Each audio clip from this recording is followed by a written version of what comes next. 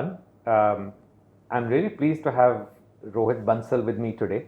Rohit, as many of you may know, doesn't need much of an introduction, but he's clearly one of the most iconic names in the startup ecosystem in India.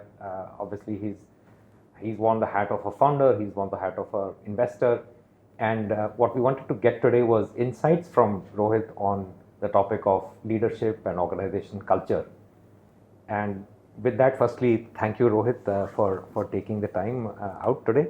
Thank you on behalf of Deloitte. It's absolutely my pleasure, Nitin. Such a pleasure to be talking to you, and on a topic which I am very, very passionate about. Well, perfect. I think we should dive right into it, Rohit, and maybe it will help if you start with a bit of background about your journey.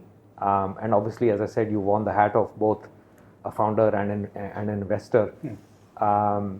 If you can start with that and tell us about how your own sort of style as a leader has evolved. Sure, I'll start with my background. So I actually grew up in a really small town in Punjab, a town near Bathinda, which before Google Maps it was hard to tell people where it is. Wow. And my father ran a fertilizer dealership. The only thing that people knew about future education in my town, and this is again, by the way, pre-internet era, which may not be familiar to many of the youngsters today. But the only thing that people in our town knew about future education was jiske number theek aate hain, that person goes to DPS Arkipuram. Right. That's it. They only knew one school. What happens after that, which college, no one has any clue. I grew up in that era. So then, as luck would have it, I was one of the, who got decent marks in class 10th. So I lined up in DPS Arkipuram in the hostel. And again, serendipity, that's where I met my co-founder Kunal. So me and Kunal, DPS, I don't know if you're familiar, but now I don't know how many sections are there, but in our time, they still used to have 23 sections. Wow. Each section used to have 45 kids.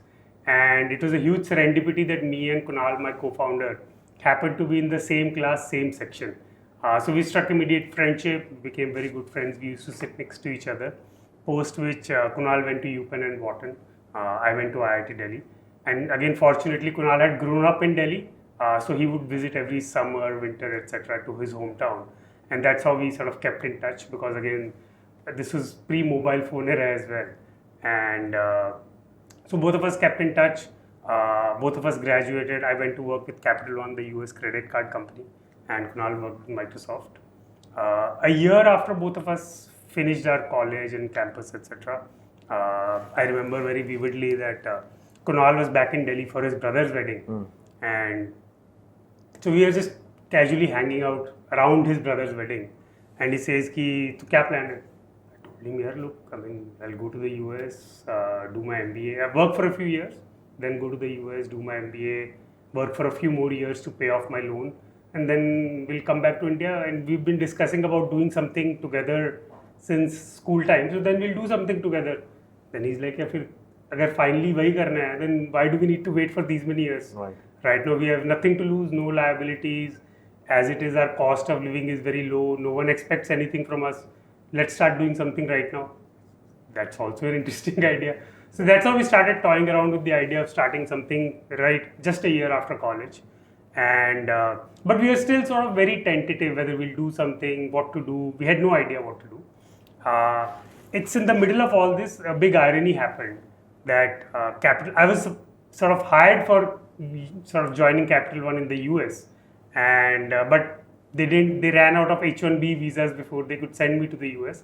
So then I worked in the Bangalore office for a year, and Kunal directly joined Microsoft in the US. So both our companies, me at Capital One and Kunal's at Microsoft, applied for a H1B visa at the same time. Right. And as ironical as it may be, mine got approved and his got rejected. Okay. So then one fine day he gives me a call, "Look, मैं तो आ ही रहा हूँ now. What do you want to do? We've been thinking of doing this thing. So I'm anyways coming back to India. So what do you think?" I said, "Look, if you are coming back, then I'll also skip going." So I was one of the people who wasted a precious H1B visa, which someone else unfortunately could have gotten. Sure. And I never ended up going to the US. That's how we started our business back in 2007. We started as a coupon booklet business, went through many ups and downs. The first product we had absolutely bombed. Spent 1 year building the product. No one bought the product at all. But over a period of time, through twists, turns, and many iterations, we found ourselves doing what we are doing today, which is running an e-commerce business. Uh, while we were on this journey, somewhere in 2011, again the entrepreneurship ecosystem in India was still very, very nascent. People's views on startups usually used to be that, look, iski job nahi lagi hogi, that's why he's starting on his own business. Yep. That's how at least entrepreneurship used to get perceived in India. And there were very few VCs, very few investors, almost no investors with an operating experience. So while we were going through our journey, we realized that we had made a tremendous number of mistakes. Right. Many of these could have been very easily avoided if there was someone to tell us that this is absolutely wrong. Right. And if we had made half the mistakes we had made, we probably would have progressed much faster. And both myself and Kunal were very passionate about entrepreneurship from day one. Yeah. So to support that, we felt we should start investing in early stage companies. So we started investing, not really as investors, but almost out of passion and as a hobby back in 2011. Right. We would, because again the ecosystem was so small, we would keep meeting young entrepreneurs on and off. And whoever we felt was doing something which we thought was brilliant, we would put some, like, whatever, 10, 15, 20 lakh rupees into their company. We started doing that in 2011, no formal setup, no fund, etc. Did that for a few years. 4 or 5 years later, when we reflected back on all the investments we had made like 7, 8 investments in total. Right. So 2, 3 investments a year, because there was no plan. It was just whoever reached out to us, if we liked it enough, we would invest in a company. Right. After 4 or 5 years of doing that, we realized that we had almost assumed nothing will work, because Right. at least even currently our mindset of investing in early stages of business is the success rate is so low that one shouldn't go in expecting that everything will work. But to sort of, on the contrary, what we saw was many more companies than we thought were doing quite well. So we were the Right. first in this 4 or 5 year period, we were the first investors in Ola when they were doing 6 rides a day. We ended up being the first investors in Urban Company before it came to be known as Urban Company. We were the first investors in Shadowfax, etc. Right. That's what made us think in 2016 odd that maybe what we are doing, while we are doing it as a hobby, maybe there is something going on here, because some combination of good judgment and good luck, we don't know which one in how many parts, Right. seems to be working here. So we should maybe take it a little more seriously. That's how we set up Titan Capital in 2016-17 to sort of start doing it more systematically and formally. So till date, we've invested in about 250 plus companies through Titan Capital, and continue to make investments in multiple spaces, consumer brands, consumer marketplaces, etc. And if I zoom into the operator hat for a minute, obviously in a startup you're obviously dealing with a lot of ambiguity, ups and downs. From a founder and co-founder perspective, you and Kunal obviously go back a long way. You've been a great tag team. How did you end up sort of dividing roles amongst each other, and how have your individual styles differed, if at all? Actually, it's a great question, and many people ask us that question also. When we both started, both of us here had a year of work experience each. Obviously, if you've had any year of work experience, you can't be in a leadership position ever. Right. So I was an analyst, Kunal was a product manager at Microsoft. So we were still in this process of, in some ways, professional self-discovery. Right. In terms of what do we like, what do we enjoy, we knew what we enjoy academically and personally, but not as a professional. And we actually had no clue what we are good at, what we enjoy. We didn't even have a clue of what are the various roles which are supposed to be there when you run a business. Obviously, we had read many articles, but reading articles and practically knowing these two things are very different. I remember when we were hiring a product manager for the first time for our sort of software business, for our technology. I actually didn't know what a product manager does. Like, in my mind, there is an engineering team which writes the code. Right. And there is me who tells them what to do. Right. So then what does the product manager do? But I think all these things are in some ways interesting discoveries for us. And I think similarly between myself and Kunal as well. We had some natural inclinations. I think Kunal was between the two of us. Kunal has always been a lot more creative, a lot more, I would say, business development, sales, marketing, etc. oriented. right. So I think his personality is such, and that, I mean, those were very visible strengths Sure. very early on as well. And I've always been a lot more analytical, sort of more operational, etc. in nature. But these were the kind of things we discovered in the early days. When we started work, we kind of randomly divided. Right. I actually didn't have any roles because it was just two of us and four interns. Right. So the primary job was to just go and sell and convert companies to give us coupons. But as time emerged and as roles emerged, kind of randomly kept dividing between the two of us. And in the first few years, there was a lot of shuffling that used to happen between myself and Kunal because the role would run for some time. If you're doing okay, then we continued. Sure. If this was not doing well, then if Kunal was doing it, sometimes I would say, why don't I take it over and let me run it Right. for a few months Right. and see if it's a problem that is too hard to solve, or is it that I can manage it better. Right. So I think doing that over a 2-3 year period, organically we kind of figured out what our various sort of respective strengths and weaknesses are, and that's how our roles emerge. Now we have fairly distinct areas that we look at. What I'm hearing you say from your journey is a lot of self-discovery, and by virtue of that, building a lot of self-awareness as well, right? I mean, figuring out inherently what makes you tick, what you are good at, what energizes you personally as a leader, and then allocating roles accordingly. Yeah. Right. Okay. Interesting. So Rohit, very insightful, and I'll just go back to one of the topics we earlier touched upon was the whole co-founder dynamic and relationship. And I think there's enough research out there which tells you that so many startups fall off the track because of the co-founder dynamics.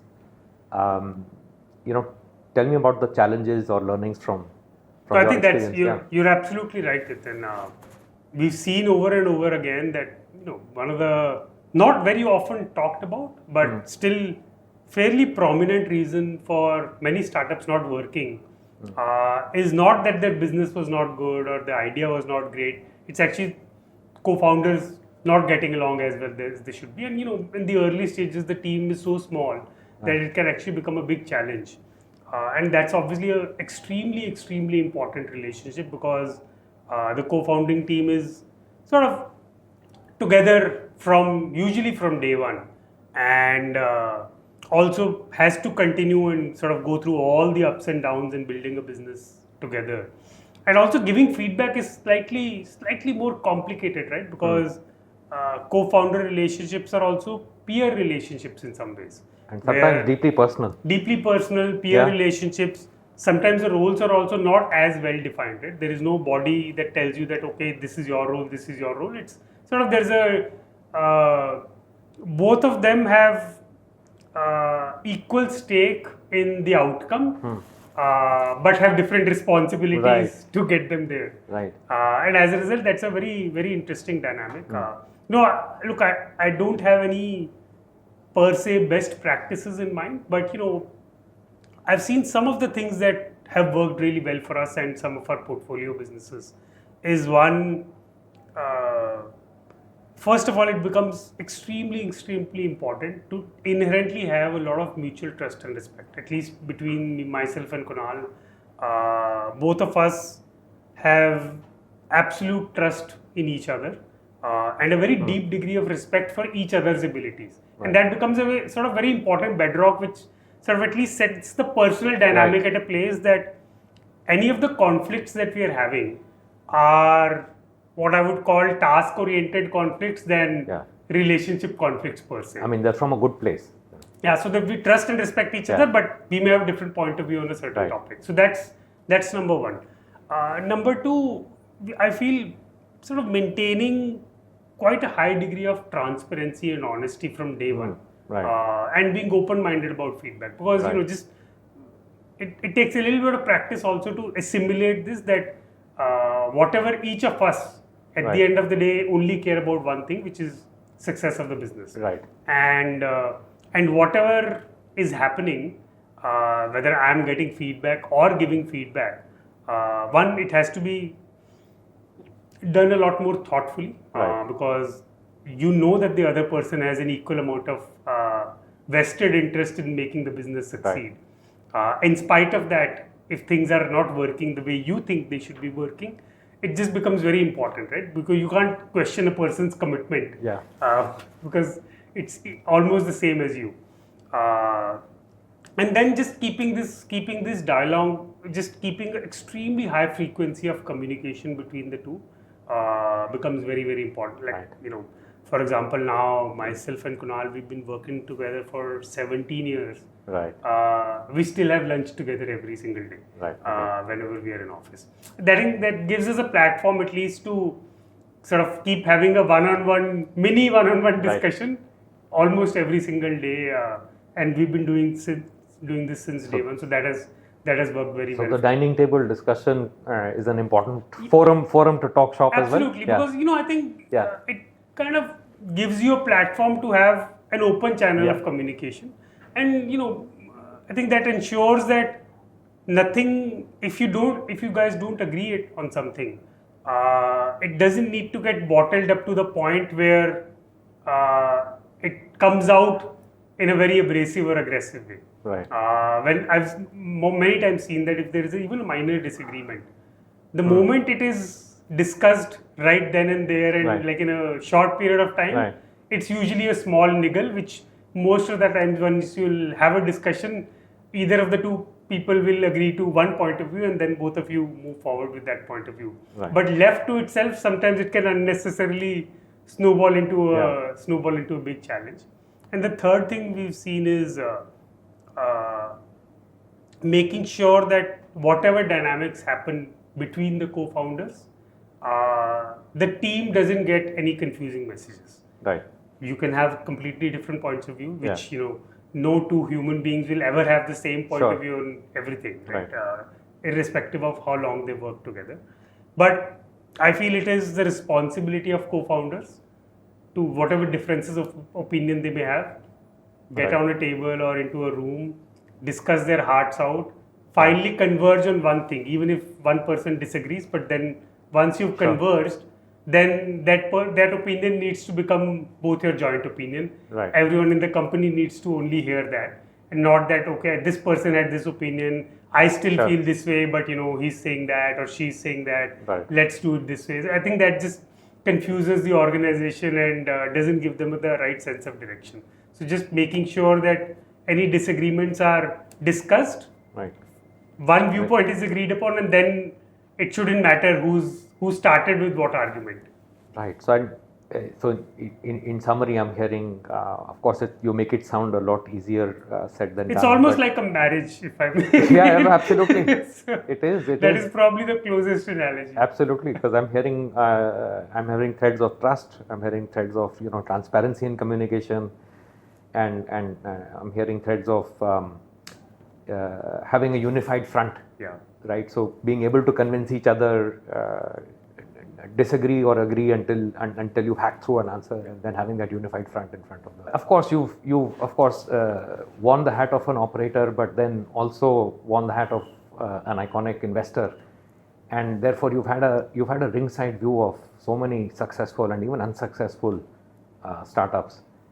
What's the secret sauce of the most outstanding founders you see? I mean, if you were to codify or bottle successful founders' leadership attributes or styles, there's obviously something in the 0 to 1 journey when they're building, and then when they're scaling. So how does that evolve?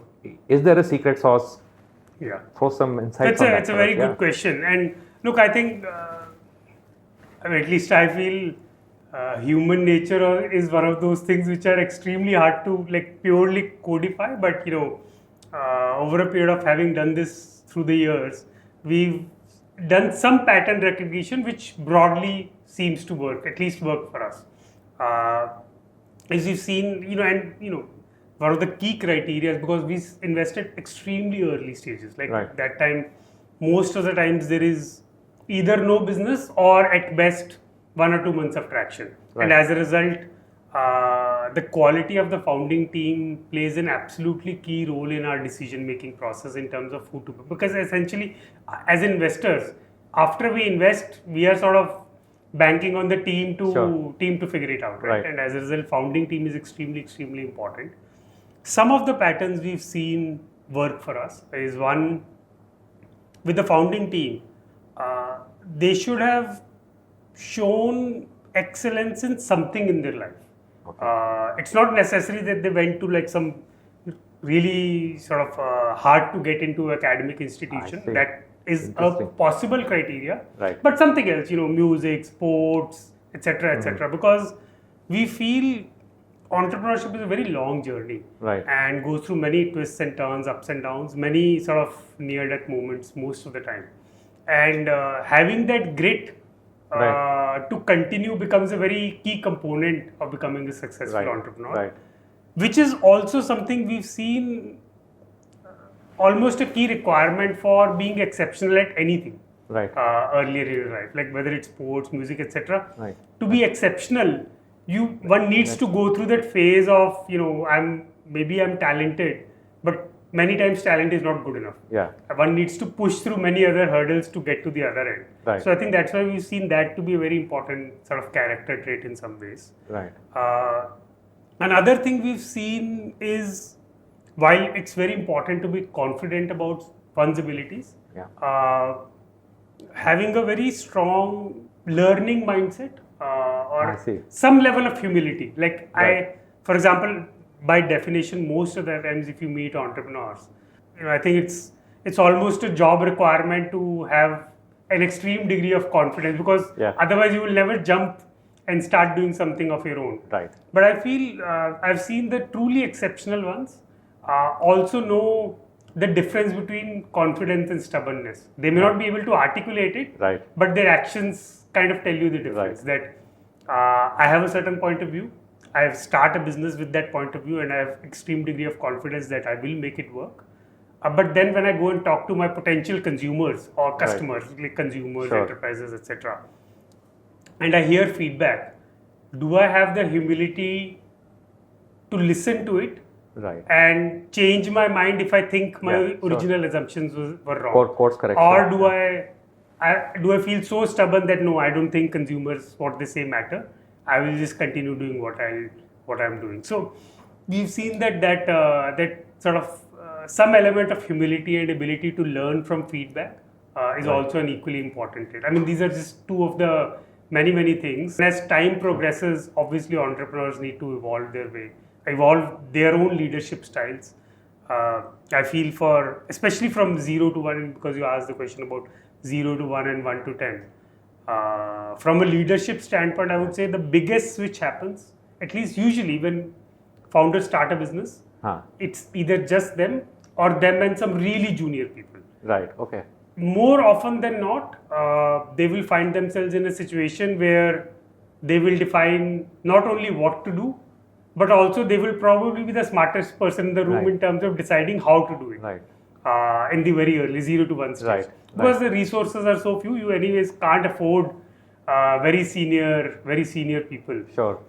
I feel the biggest, I know personally also, as well as for many entrepreneurs, the biggest switch happens when you hire a first senior person, or a person who's equally smart or smarter than you. Because then, as a leader, it becomes important to evolve your own thinking from not only telling what to do and how to do, but telling largely what to do and letting the how to be figured out by the person you brought on board. And even the why, right? I mean, something around purpose and cascading that.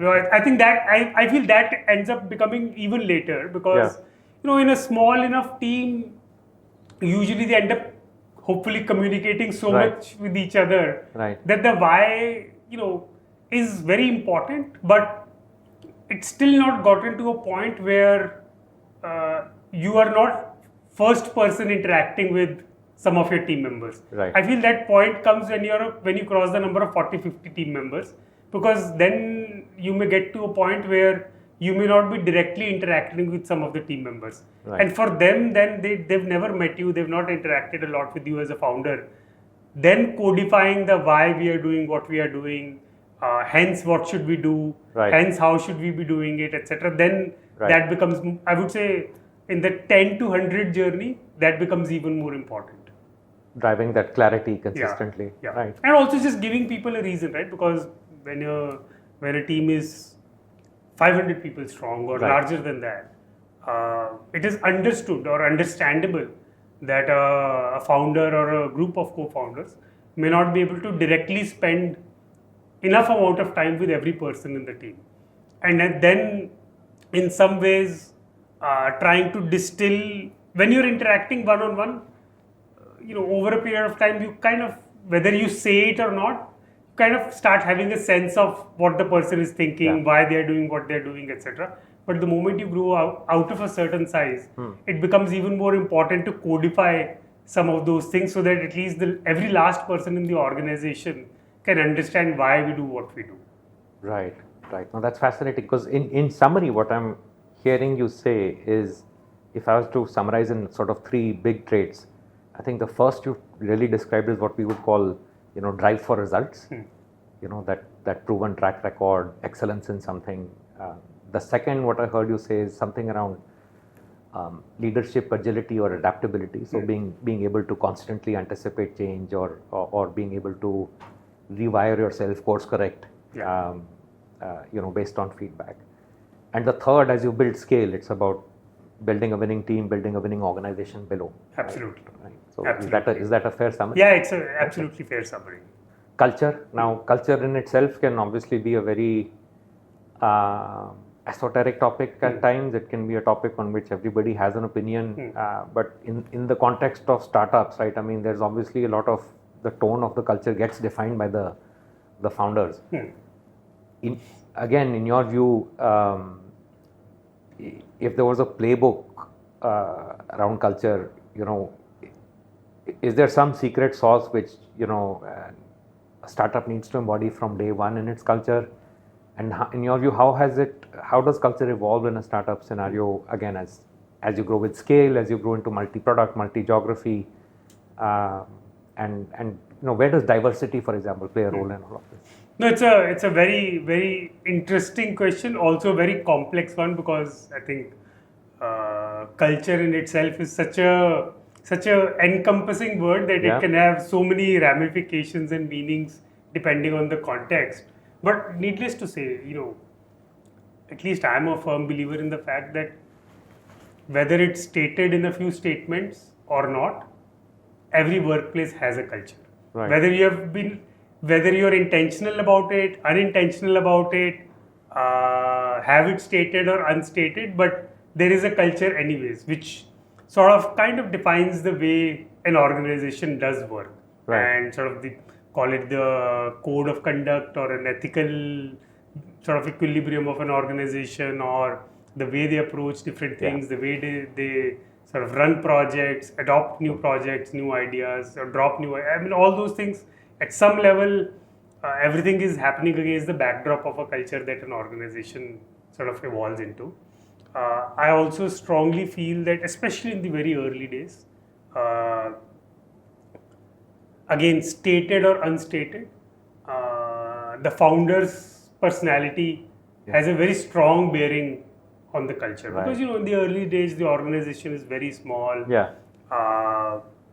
Many decisions there isn't enough data to take many decisions also, right? Because as a young organization, sometimes speed becomes a key criteria in terms of continuing to move forward rapidly versus having enough information. And when you're starting a new business, new product line, many times you would probably have no information at all. You may have some sort of market size, etc., but the first customer who chooses to pay or not pay you many times shelves the market size. Absolutely. That's where the rubber hits the road. So you may have all the market size on the planet, but if the customer doesn't want to pay for your product, then it doesn't matter how large the market was. And as a result, it becomes important to keep moving forward. But at least we've seen that some best practice. And again, the second thing we've seen is there is no one formula. Right. I feel different companies have different types of culture, and many of them become extremely successful. I think this Right. take, at least from whatever I've heard, take Google or Apple. Right. Both of them, at least when you talk to people there, seem to have very, very different cultures. Right. But both of them are exceptionally successful, iconic companies Right. in their own right. So there is no one definition of culture. I know what works for us Right. is we believe in a strong degree of collaboration or sort of caring for company goals Right. before team goals. And again, this is not the only form. Some companies work that way, that Sure. each person is given their own set of goals, and they're just they need to deliver on Right. there, and Yeah. overall, as long as everyone delivers strongly Yeah. on their set of well-defined goals, the sum The will sum of make the sense. parts, yeah. Sum of parts will make sense. Yeah. We approach it slightly differently. We approach it much more from the point of view of this is where we need to go as a company. Right. The North Now Star. let's break it down into what each of us need to do to make it happen. But eventually, I feel all leaders at some point of time, sooner or later, run into a situation where they can do something which will make them achieve their goal, Right. or which may compromise their own goal but will probably make them achieve the company's goal more easier. Right. Their own metric may look not so great, Right. but the company's metric will get achieved. Right.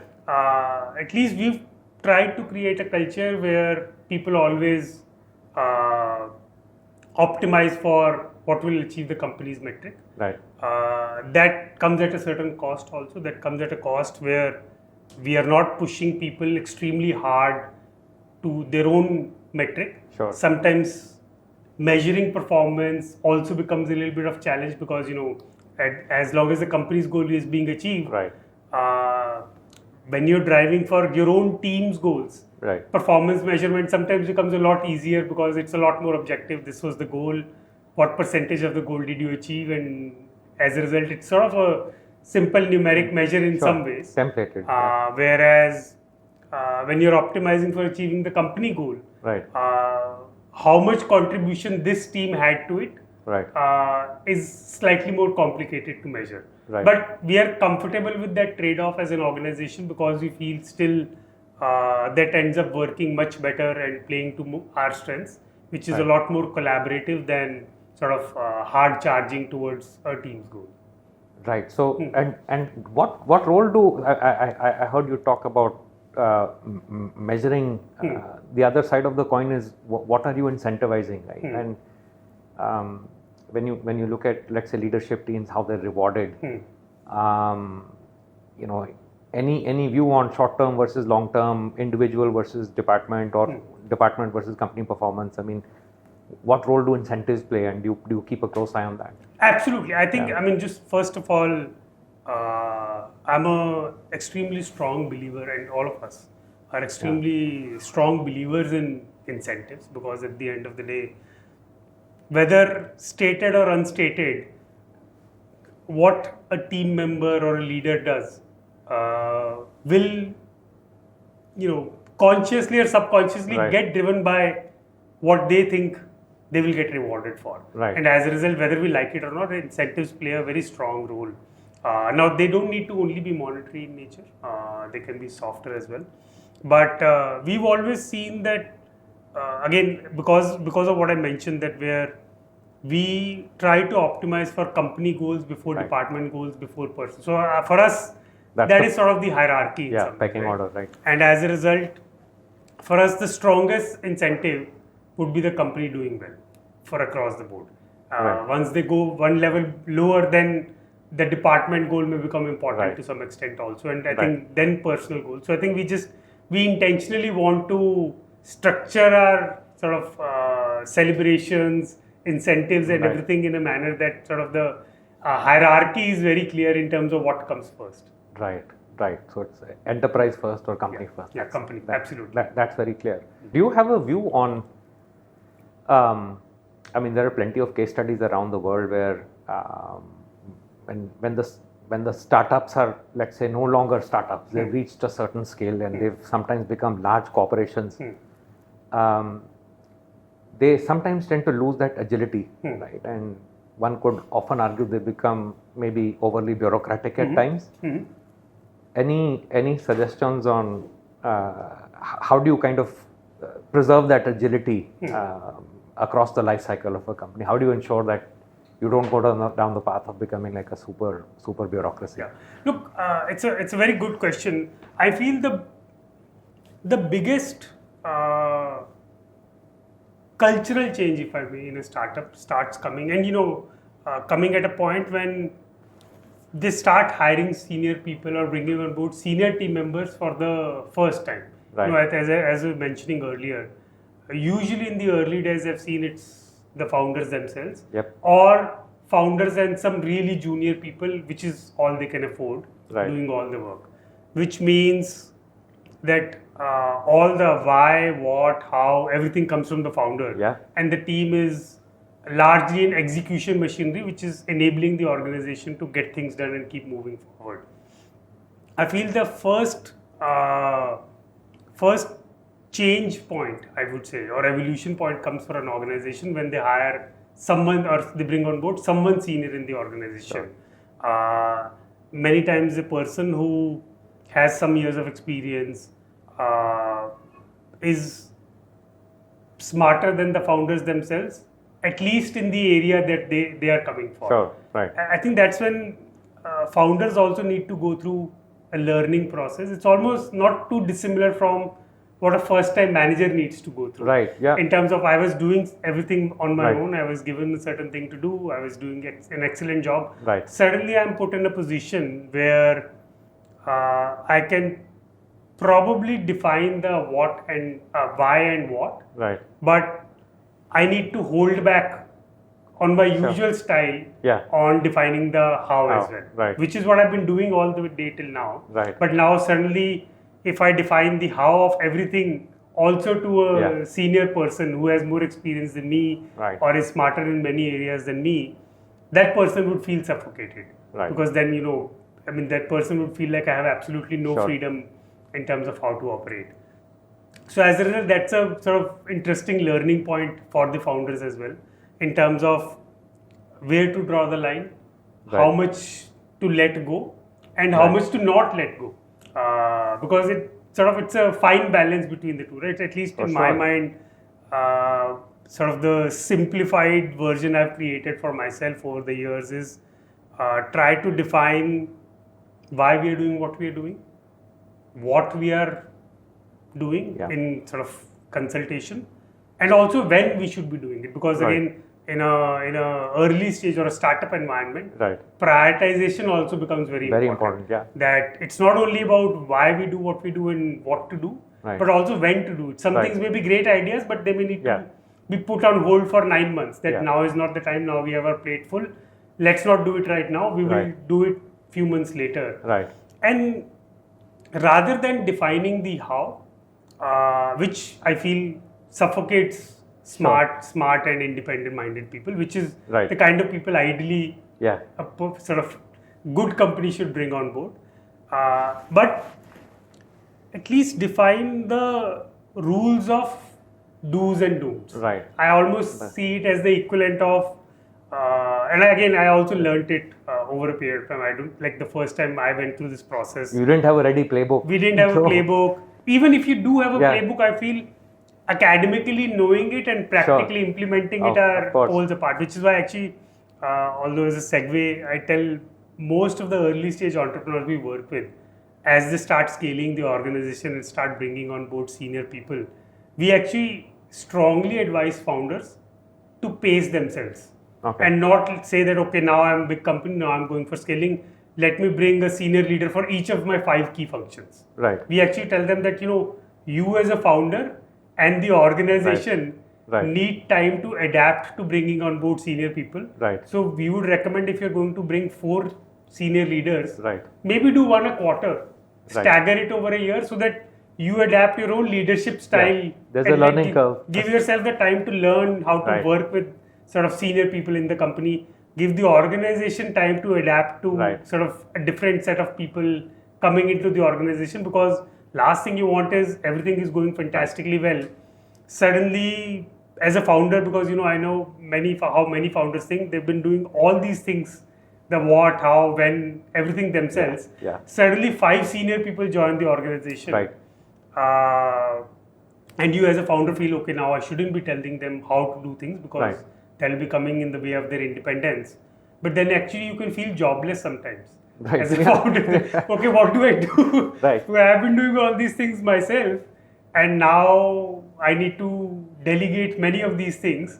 So what do I do? Right. And you may end up over delegating also. Right. But just coming back to it, that's why I feel there's a sort of big learning curve involved.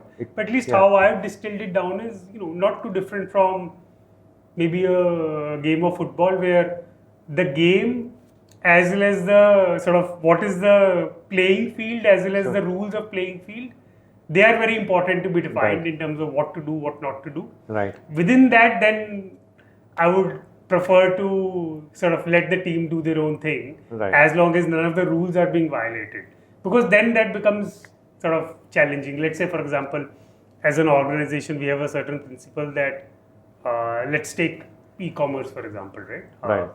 That we have a certain quality standard we adhere on our products. Now, products come in all grades of quality. Sure. Maintaining a certain quality standard, I would consider that as a part of the rule book. Right. That this is our quality bar. Right. We can't go below this. Right. Above this is That's fine, but the guardrail. this is a guardrail. Now, if I leave that also undefined, actually sometimes the person who's bringing on board assortment may actually be confused that, okay, is this quality good enough? They may actually have a different yardstick in their mind versus what you have in your mind. Right. And then while you've delegated most of the things, delegating this in terms of what is the guardrail, that's the equivalent of sort of telling good players that you only define the rules and you only play the game. Right. Then it becomes actually more complicated. So that's why at least I try to use this analogy in most places whenever defining what to delegate and how much to delegate. No, very, very powerful, and I think a lot of lessons here. I guess not only for startup founders, so to say, but even many other first, second, third generation entrepreneurs who are making the transition from family-led to continuing to be family-led, but then more professionally enabled or supported organization. So Rohit, I'll pivot now to the topic of what's often referred to as purpose-driven leadership, right? And we've seen this often in the startup world globally, right, where a lot of founders are able to create an almost cult-like following across the organization, across the workforce, which is able to attract and retain people, motivate them, not because you're just, let's say, paying top dollars, or it's something beyond that. You're trying to solve a far-reaching problem. So how do you instill that in an organization, and how do you kind of drive it down to the last level? It's a very, very good question. Also a very important one, because it impacts everyone in the organization. At least I'm firmly of the view that anyone who feels attached to the organization or feels that they have a sense of purpose in coming to their workplace makes a tremendous amount of difference in their own well-being as well as how well they perform for the organization. Right. So at least I feel that's a very, very important point.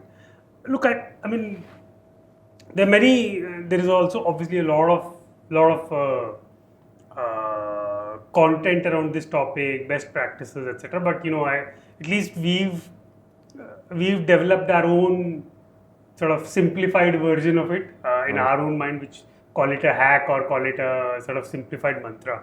At least we come from the worldview that the most important thing for people in any organization, actually not only in organization but in general also, is knowing that they matter and knowing that their work matters. Right. And no number of parties and sort of team bonding activities and get-togethers can replace that feeling that they have every day at their workplace. Meaningful. That what I'm doing matters.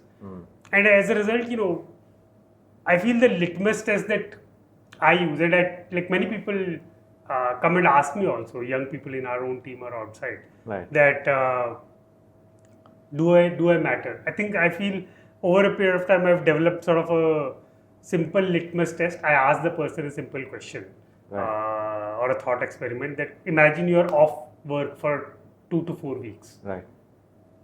Do you think there is anything in the organization which will not get done because you were away? Right. Or anything that matters? Very powerful. And if the answer is vague, right, then I would go and ask for more work. Right. Till that time, I feel the answer is absolutely clear. Yes, this A, B, C did not get done because I was away for 2 to 4 weeks. I feel the moment everyone in the organization carries that feeling that if I'm off for some time, there is something in the organization which is important, which will not get done or which will come to a standstill because of my absence. Something will topple I over. feel that it's a very subtle thing, but a very important one, because that kind of gives you enough responsibility, sense of purpose, or most importantly, the feeling that you matter. Right. And I've seen that is all, at least historically, at least my experience, is much more powerful than any of the other extracurricular culture building activities that one can do. If every person or more people than not in the organization carry this feeling, I feel that their attachment to the organization, their sense of pride in what they're doing day to day, and as a result, they themselves bringing their A game to work gets heightened to a very different level altogether. Right. Now that's a very, very powerful way of thinking about it. But I'm sure you still do have your fair share of parties as well. No, we do. Right, so, I mean, we do, and we do all those things, but just that we feel they're not enough. I think what is in itself, it's not enough. Because that'll happen once a quarter. If you're really outgoing organization, maybe once a month, once in a few weeks, etc. But what matters more is what is happening 99% of the time in the minds of people who are working in the organization, which is how wanted or how much do they matter, or how much do they feel they matter when they spend all the hours in the office or at their workplace. Amazing, very powerful, and I think lots to think about for for us using that framework. I guess I'll come to my concluding question, perhaps for the day, and it's a rather long-winded one. So please indulge me. But I think as a founder, as an investor, in your journey, you've had to obviously juggle many balls, right? There's chasing growth. There's the ability to do the right thing. There is balancing out short-term versus long-term, prioritization, building an organization, and then of course dealing with ambiguity. You'll never have the perfect conditions or the perfect set of data. Any sort of 2 or 3 experiences or lessons you could talk about, from your journey, which you think would be helpful for other founders? Yeah, no, it's a very good question. I'm just thinking out loud that how to frame. I mean, I do have some thoughts. I'm just trying to frame them appropriately. I think over a long enough period. First of all, needless to say, and at least that's what I very strongly believe also, is that working for the long term is much harder, but usually much more rewarding, right? And as a result, there will be sometimes when you need to optimize for the short term because it's a crisis situation.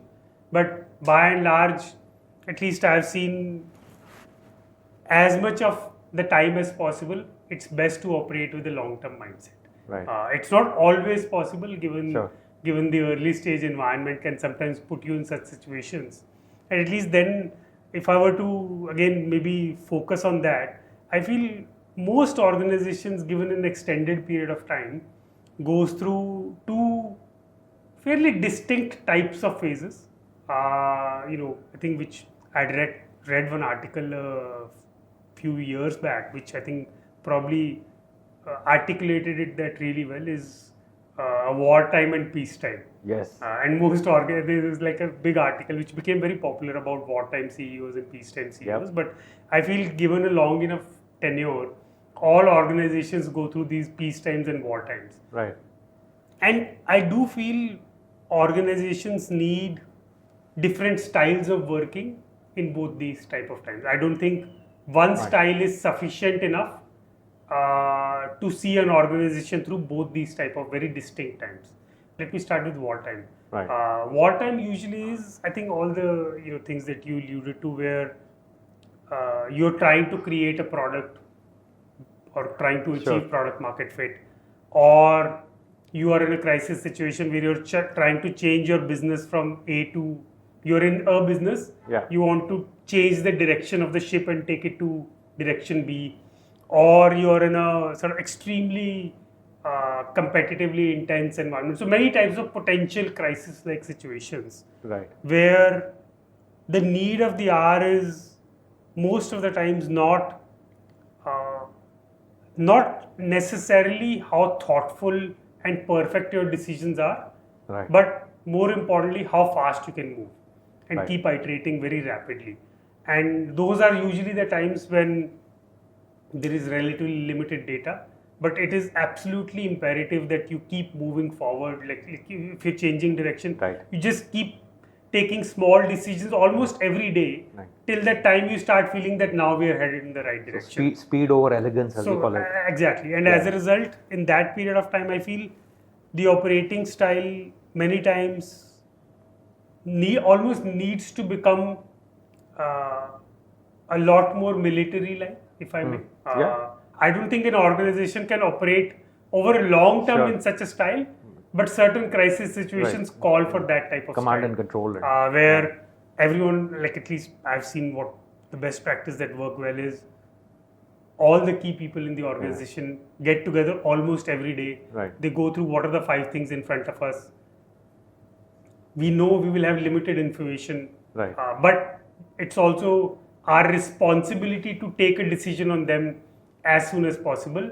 We may have taken a wrong decision, which we can reverse a few days later, Right. as long as things are reversible. But it's very important that we just keep taking and sort of keep almost moving the ship in the right direction. Right. I feel that sort of requires almost this style of operating where limited information, everyday decision making, Right. optimize, as you rightly said, for speed than of elegance, and correct if you did some wrong decision and sort of take a mini reversal, but just keep moving fast every But day. does your gut and intuition play a big role in that? It plays a huge role, Right. because you will have some data, but then beyond a point, you will find yourself in situations where I need to take a decision. Right. Something Yeah. I don't know fully sure whether it will work or not, but it is imperative that I take a decision today, Yeah. and almost work with the assumption that okay, if we take 10 decisions today, maybe 7 will work out, Right. 3 will go wrong. We will, whatever is reversible, we will reverse it in a few days. But Right. we will not postpone the decision for more data, because that data may actually never come even 3 days later. Right. Sometimes it's easier to take a decision and realize the ramifications of the decision Yeah. in a week and see if it is working or not, Right. than to actually find enough data to justify it either. Like I think कुछ चीजें करके ही समझ में आती हैं. I think then हाँ. you have to sort of take those decisions, move forward, and then realize whether Right. it worked And or if you not. fail, you fail fast. You fail, then you just reverse it. Right. So those are, I would say, require a certain style of working, and then larger chunks of time, I feel, should be Right. in what I would call peacetime, where what is more important is you will probably not be taking a decision every single day, Right. but thinking about, and these are times usually where you already have a product market fit established, your business is already growing, and most of these times are either some optimization or actually largely growth oriented journey, that okay, we are here, everything else is sort of working, product is working, economics are working, we are in the right market, we are in the right Yeah. direction. Now we just need to keep moving and ideally keep accelerating so that we can get to where we want to get to faster. Right. The framework, at least I've seen, that requires is a lot more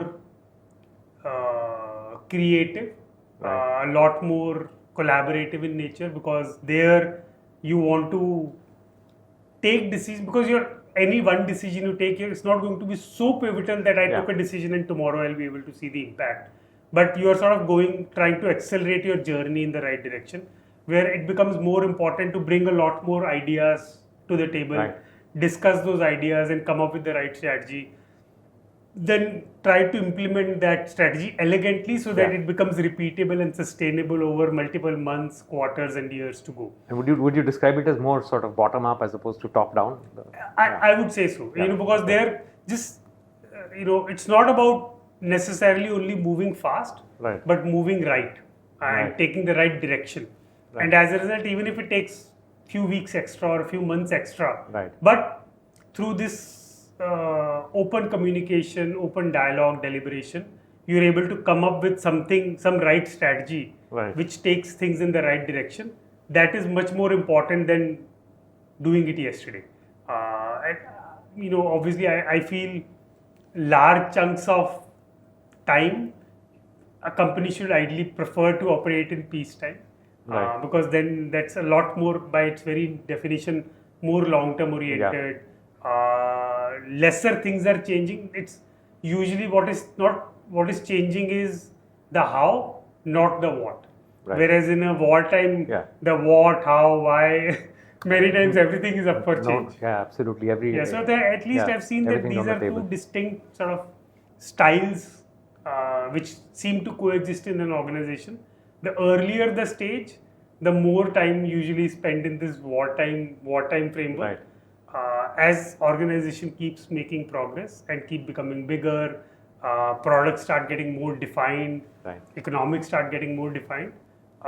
I don't think crises are avoidable even then, but Sure. hopefully the incidence of that wartime in which one needs to operate reduces over a period of time. But to your question about agility, it is very important to Right. still always be mindful that this phase exists, because the last thing you want also is continuing to operate in a peacetime environment Yeah. in a wartime setup that continue to behave the same way Right, as yeah. we would have behaved in peacetime, but actually we are in a crisis. So hence, as an organization, knowing that there is this crisis mode that also exists, and if we find ourselves in one, it is important, and we have the ability to switch it on and operate for that style for some time to go, is a very important thing that maintains agility. Yeah, no, absolutely. I think I guess the true hallmark of great leaders are the ones who can make this pivot, recognize it, and adjust their styles accordingly. Yeah. Wartime versus peacetime.